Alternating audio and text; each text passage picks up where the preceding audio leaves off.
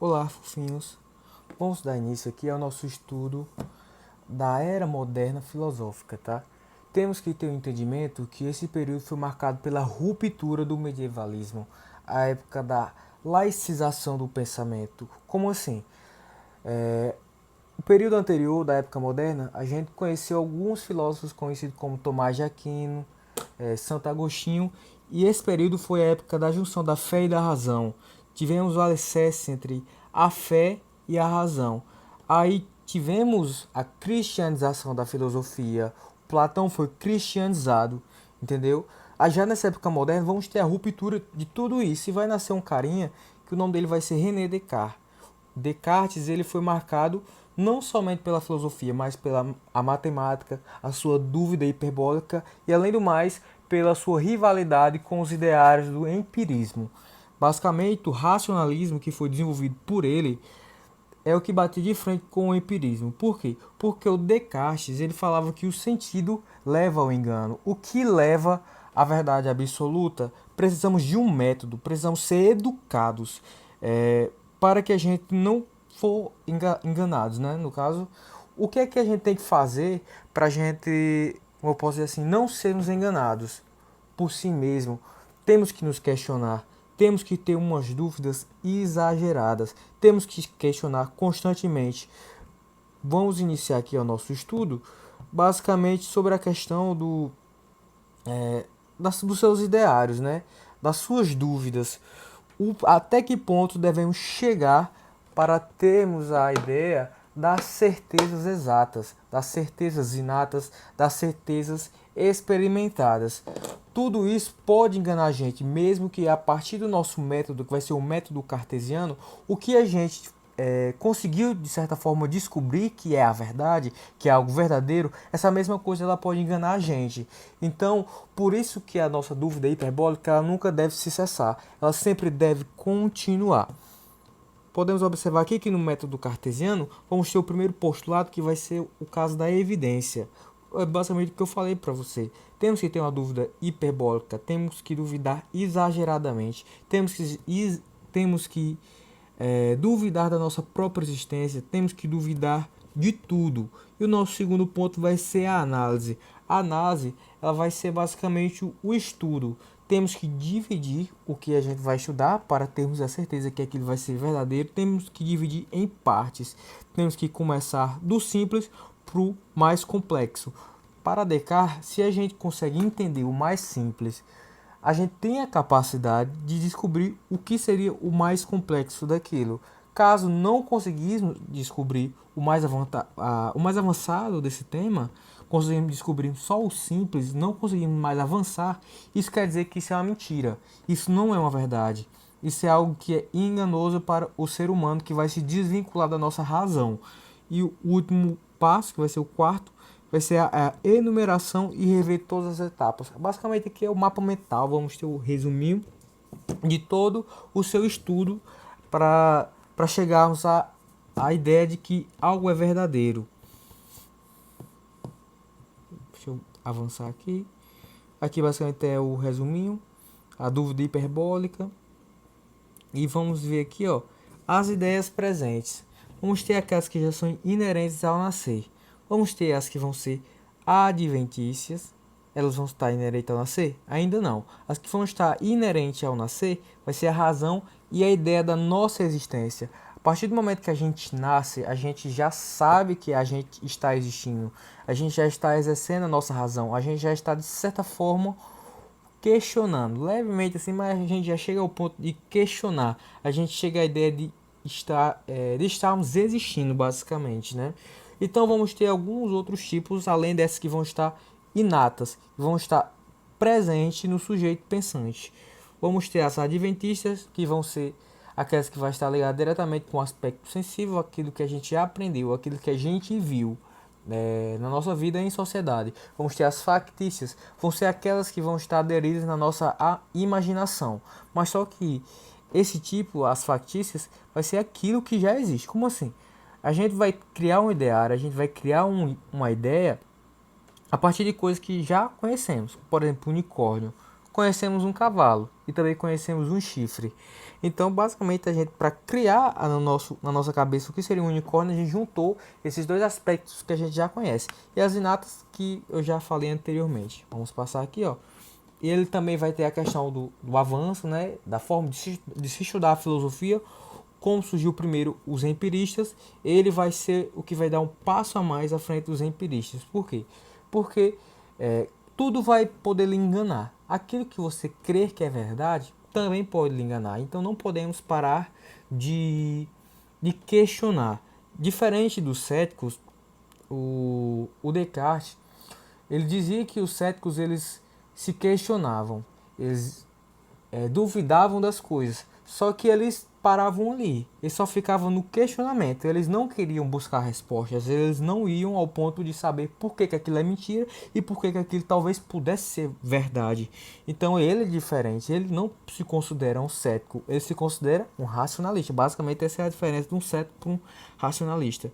E vamos ter o outro ponto também, que vai ser a crença, que vai ser na época tradicional, do anterior, a parte anterior à filosofia de Descartes, vai ser a crença na existência do fisicamente, que é basicamente a ideia do empirismo. E vai ter também o argumento do sonho, que já é a partir da dúvida metódica dele. Por que esse argumento do sonho? É basicamente a ideia de quem garante que você está sonhando. Por quê?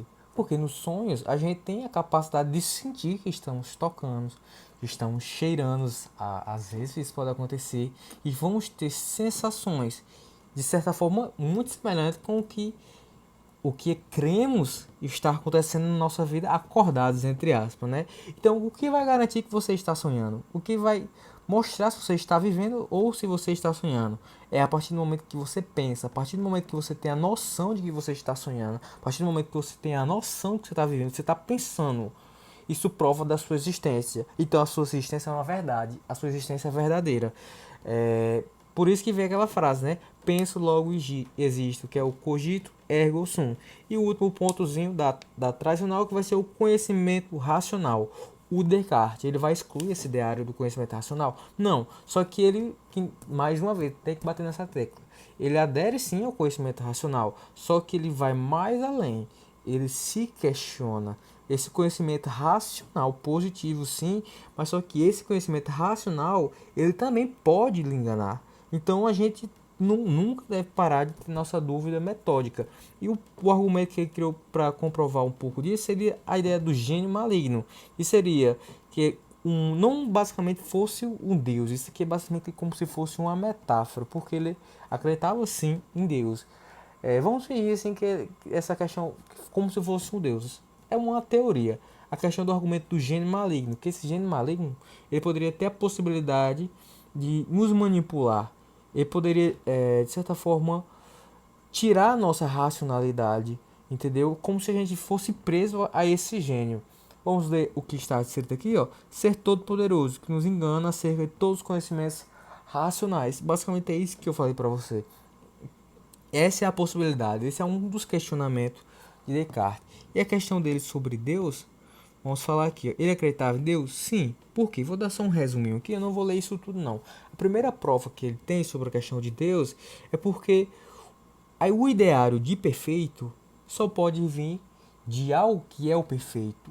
O perfeito só é criado pelo perfeito. O imperfeito, que seria o ser pensante, nós como seres imperfeitos, não teríamos a capacidade de criar o perfeito.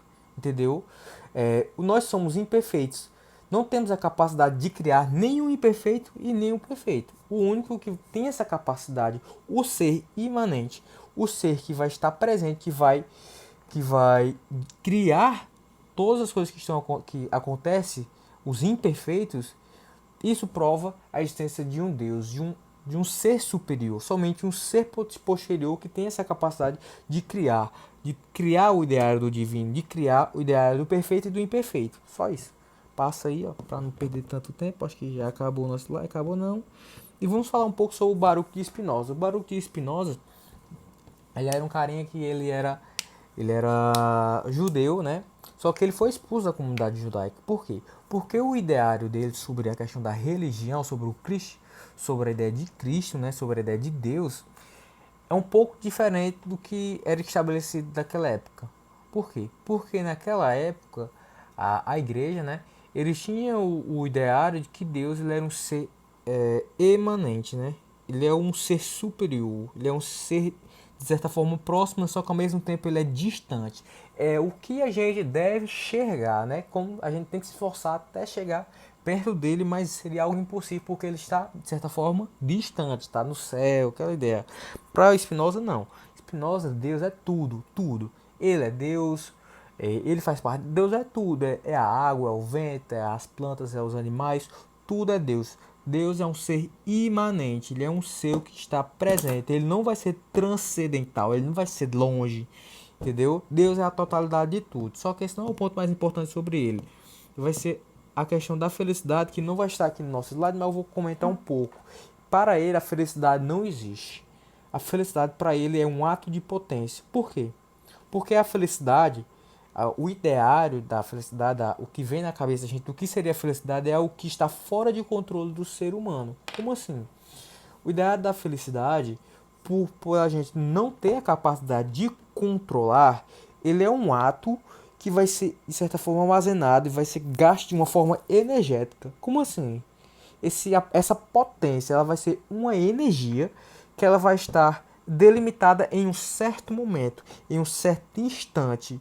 E a questão da tristeza seria uma diminuição dessa potência, quando a potência estivesse mais baixa. A gente vai estar com o sentimento de felicidade maior quando esse ato de potência estiver mais elevado. Então não é algo que a gente controla.